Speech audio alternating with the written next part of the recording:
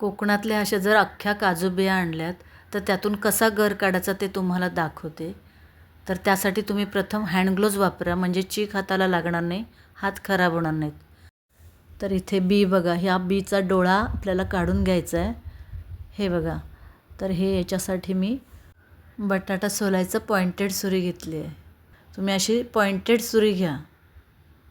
व्हिडिओत दाखवल्याप्रमाणे हा जो बीचा मधला जो भाग आहे त्याला डोळा म्हणतात, तो काढून घेतला. दोन्ही साईडने बीला कट द्या. त्यानंतर वरचा भाग थोडासा रुंद करून अशी सुरीने पूर्ण बी अशी अखंड बाहेर काढा. हे बघा, अख्खा काजूगर बाहेर आला.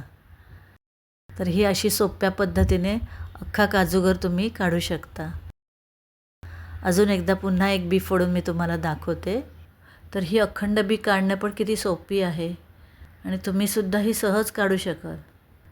काजूगरांच्या भाजीची लिंकसुद्धा मी या व्हिडिओच्या खाली दिलेली आहे, नक्की ओपन करून बघा. तर काजू बीमधून अख्खा गर कसा काढायचा ते दाखवले आहे.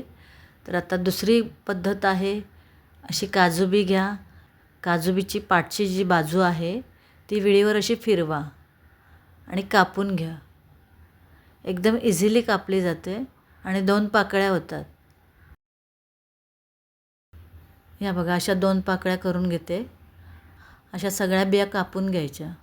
काजू बी जेव्हा हिरवी असते ना तेव्हा पटापट कापली जाते.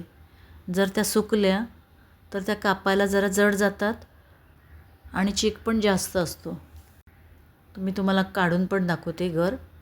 हे बघा, हा गर असा काढायचा. तर आता मी सगळ्या बिया कापून घेतल्यात आणि त्याचे गर पण काढून घेते.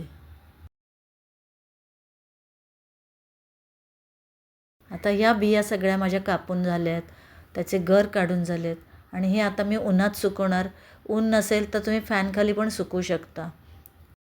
हे सुकवलेले काजूगर एअरटाईट कंटेनरमध्ये भरून डबा फ्रीजमध्ये ठेवू शकता आणि जेव्हा तुम्हाला वर्षभरात कधीही खाऊसे वाटेल काजूगरची भाजी, तेव्हा बनवून खाऊ शकता. या पद्धतीने काजू बिया कापून काजूगर वर्षभरासाठी तुम्ही स्टोअर करू शकता. दरवर्षी असे काजूगर मी फ्रीजमध्ये स्टोअर करून ठेवते. हा व्हिडिओ नक्की शेअर करा. धन्यवाद.